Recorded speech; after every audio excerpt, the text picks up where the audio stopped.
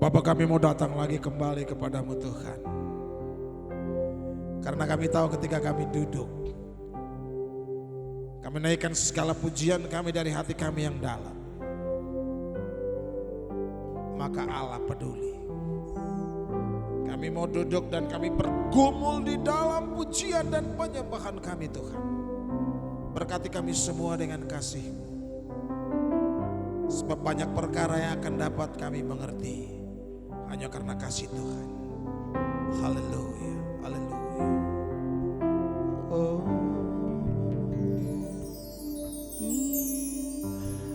Banyak perkara yang tak dapat ku mengerti. Mengapakah harus terjadi di dalam kehidupan ini? Satu perkara yang ku simpan dalam hati, tiada satu pun kan terjadi tanpa Allah mengerti.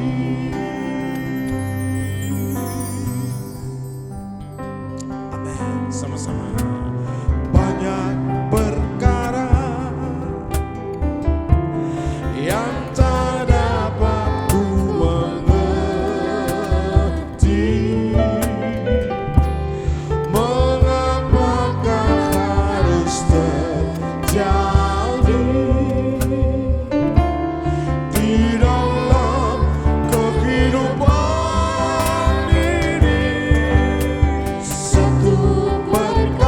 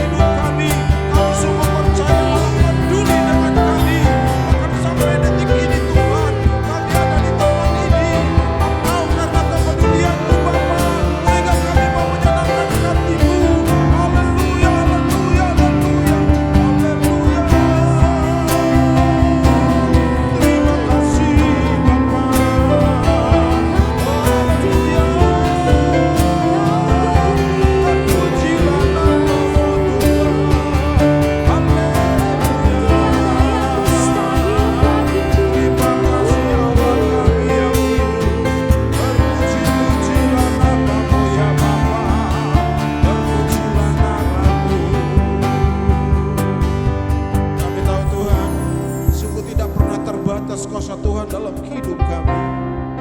Semua dapat kami lakukan Tuhan hanya karena kehendak-Mu Bapa. Tidak pernah ada batas dalam setiap orang percaya yang percaya kepadamu senantiasa terus berada di dalam kasih Tuhan. Di saat kami tidak berdaya pun Engkau ada bersama dengan kami. Haleluya.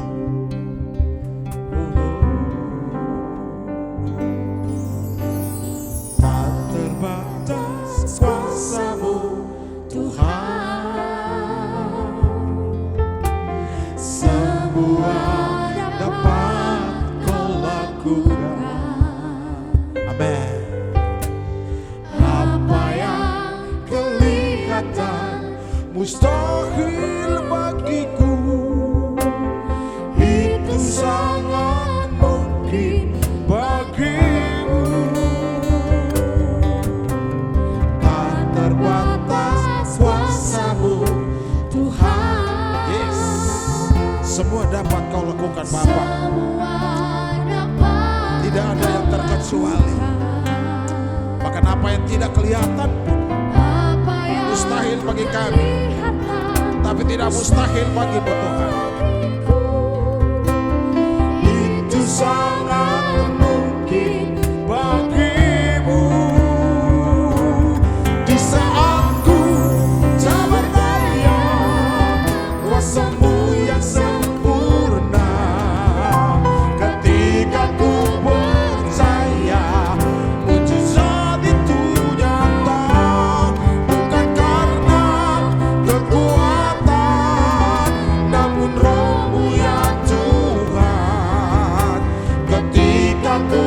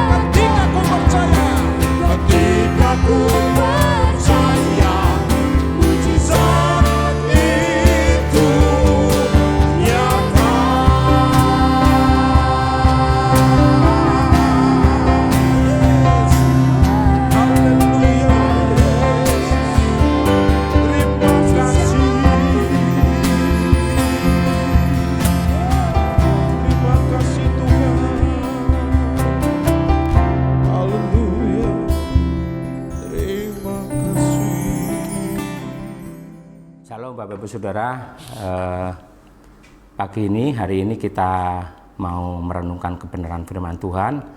Namun sebelumnya kita berdoa terlebih dahulu. Kami mengucap syukur ya Tuhan, Bapakku di surga, untuk hari ini Tuhan masih beri kesehatan, kekuatan, bahkan hari ini masih boleh dipinjami napas hidup. Biarlah kiranya hari ini kami mengucap syukur karena masih diberi waktu untuk mendengarkan kebenaran firman-Mu. Sebentar kami mau belajar bersama-sama mendengarkan kebenaran firman-Mu. Biarlah hikmat-Mu semata yang Kau nyatakan bagi kami, khususnya bagi hamba-Mu Tuhan. Terima kasih di dalam nama Tuhan Yesus Kristus kami sudah mengucap syukur dan berdoa. Haleluya, amin. Shalom Bapak Ibu Saudara, kita sama-sama buka di Dalam Ayub 42, pasal yang 42, ayatnya yang ke-5 ya. Demikian firman Tuhan, hanya dari kata orang saja aku mendengar tentang Engkau. Engkau E-nya besar, berarti tentang Allah ya. Tetapi sekarang mataku sendiri memandang Engkau, E-nya juga besar. Jadi di pasal yang terakhir ini ternyata Ayub membuat suatu pengakuan yang menurut saya juga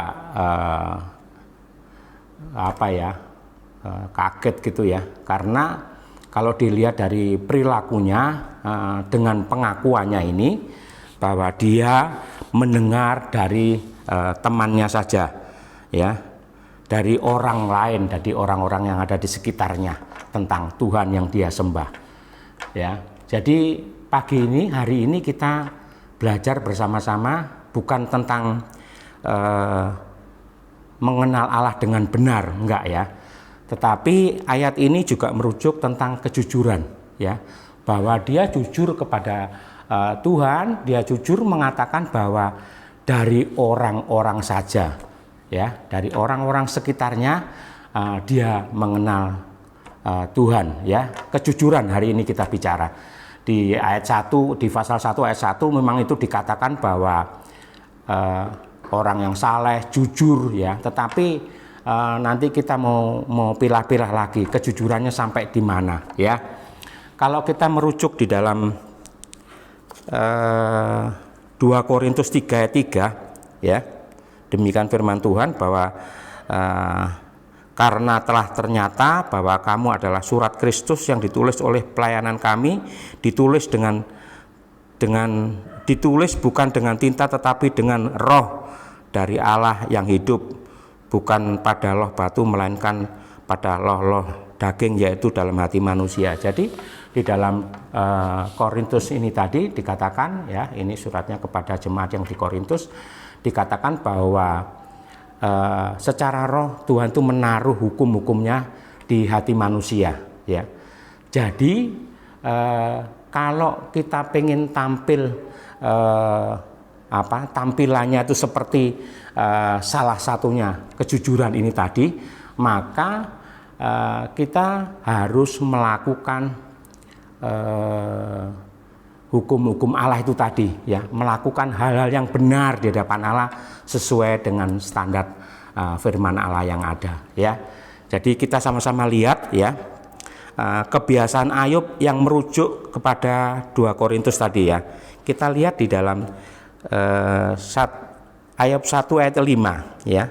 Ayub 1 ayat 5 ini dikatakan bahwa ya, setiap kali apabila hari-hari pesta telah berlalu, Ayub memanggil mereka, mengkuduskan mereka. Keesok harinya pagi-pagi bangunlah Ayub, lalu mempersembahkan korban bakaran.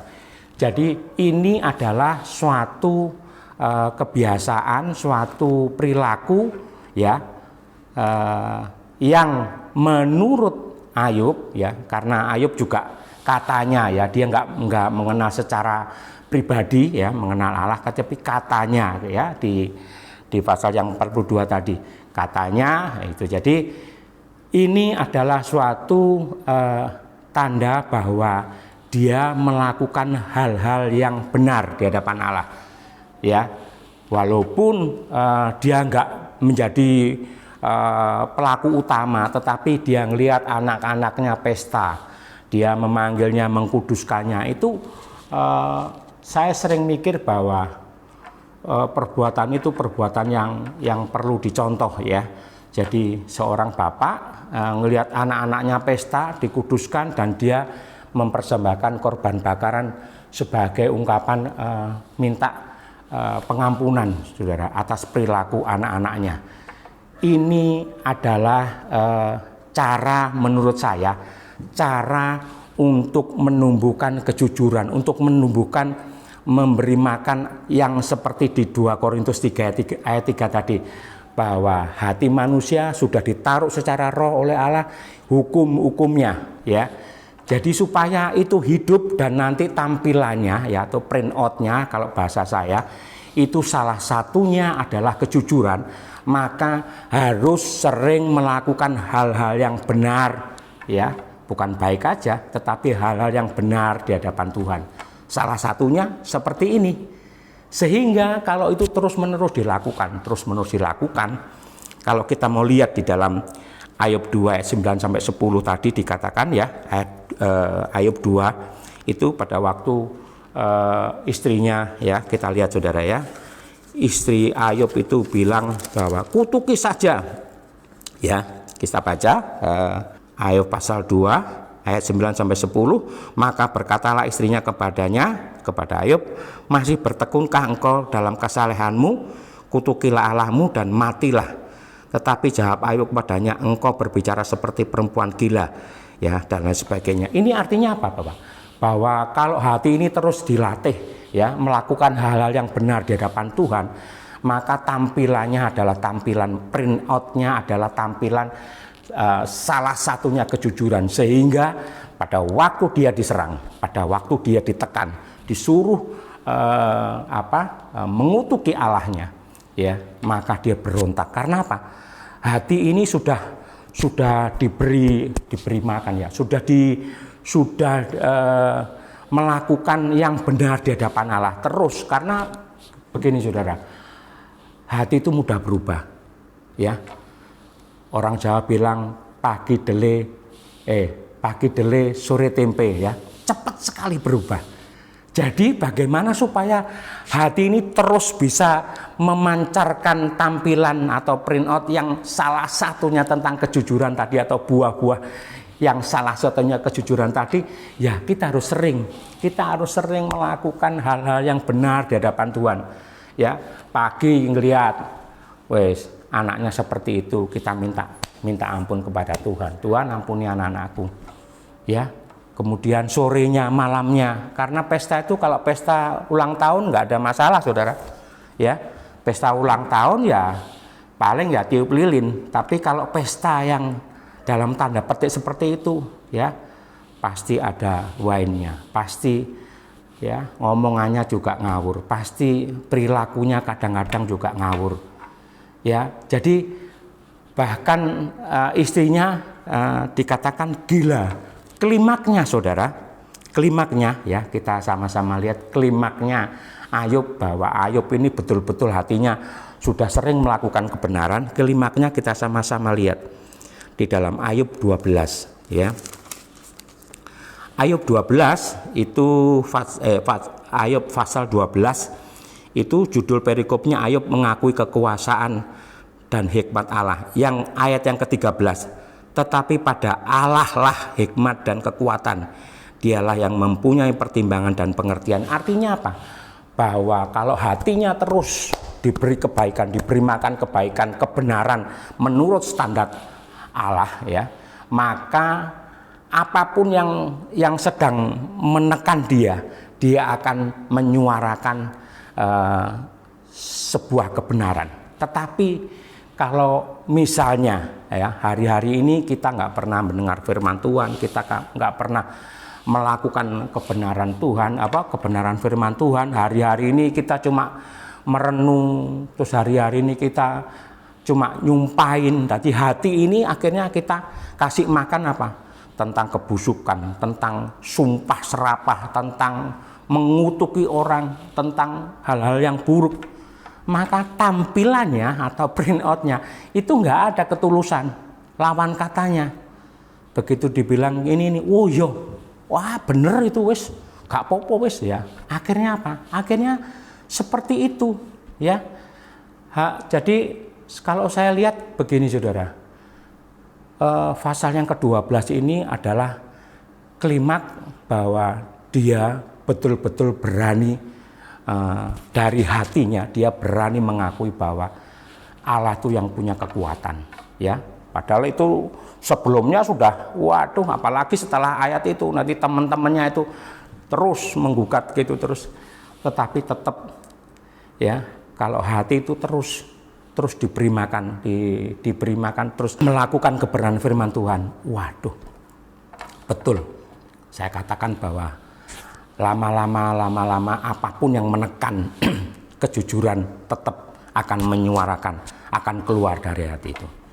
Saya sedikit bersaksi, saudara. Ada beberapa tahun ini, bahkan sebelum pandemi ini, saya juga bingung ya kejadiannya. Karena apa?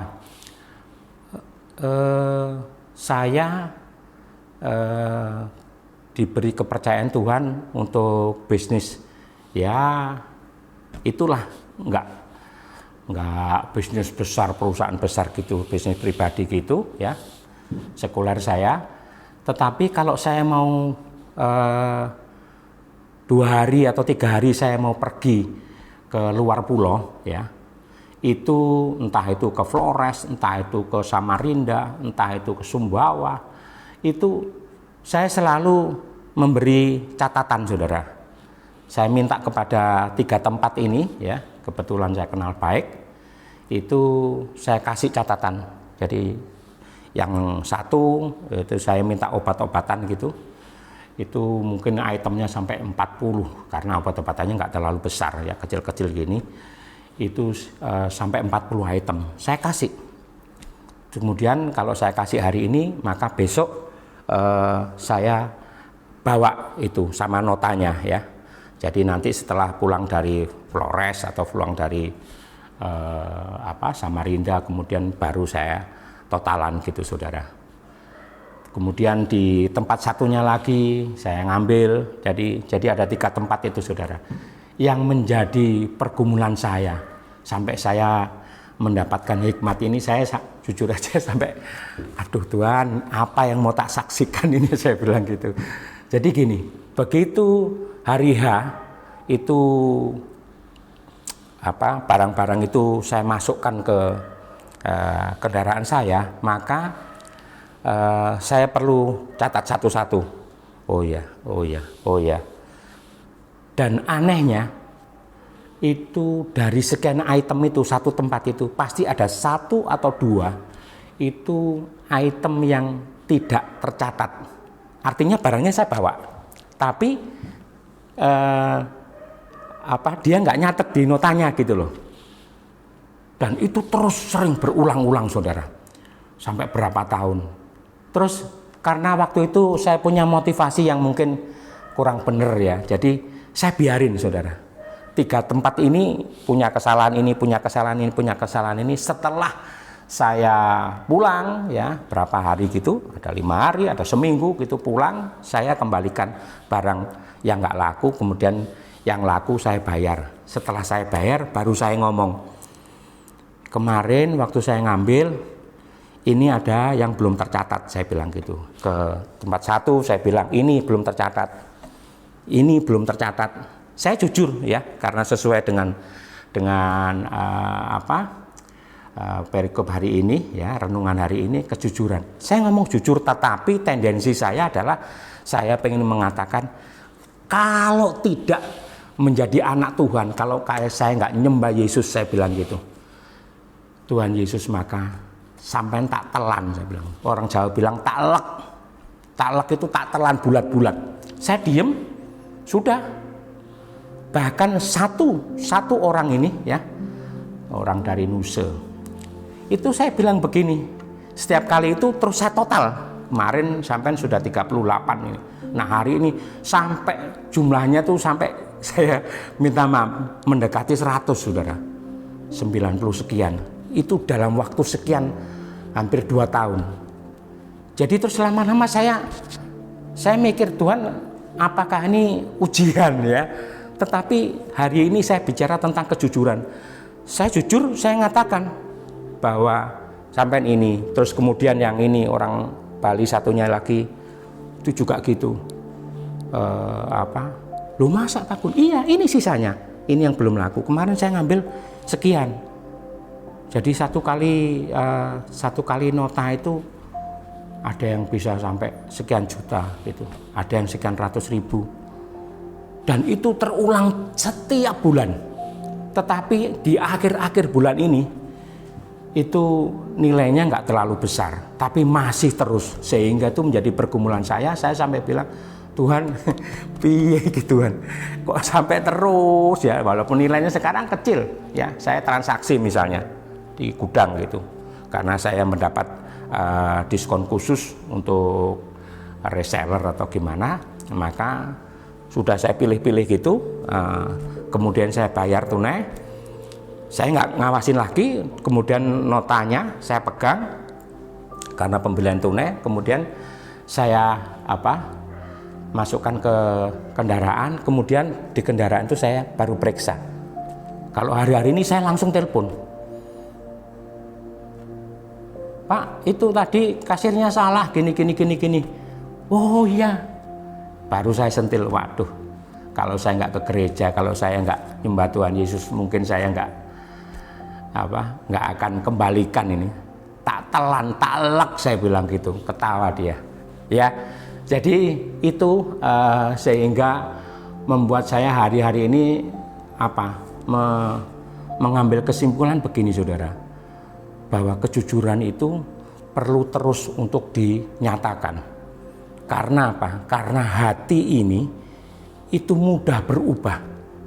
Jadi kalau hari ini kita bisa melakukan tentang kejujuran, kalau kita nggak ngelatih atau nggak memberi makan hati ini tadi untuk melakukan kebenaran firman Tuhan, ya mungkin kita nggak akan bisa untuk menyampaikan salah satu buah dari perilaku kita tadi. Jadi jangan bosen, kalau menurut saya, kalau hari-hari ini kita saya sampai mikir, wah gak lulus menerek aku, sampai bilang gitu. Walaupun sampai pernah satu saat karena saya muatan penuh, terus di suatu desa di utara pulau ini, saya kasih uang untuk beli bensin. Saya kasih uang itu 20.000. Karena dia nyetoknya nggak banyak, cuma 15.000, jadi saya harus terima uang 5.000. Tetapi yang diberikan, loh Bu, ini kebanyakan. Loh enggak Pak, uang sampai tadi 50. Saya sampai, aduh Tuhan, ini mana, saya bilang gitu ya. Jadi jangan bosen. Kalau hari-hari ini kita diberhadapkan dengan kejujuran, artinya bahwa hati terus diberi makanan dalam tanda petik untuk melakukan hal yang benar. Supaya apa? Supaya nggak pagi dele sore tempe, enggak. Tetapi supaya hari-hari ini kalau kita menyatakan sesuatu itu nggak berubah-ubah gitu loh ya.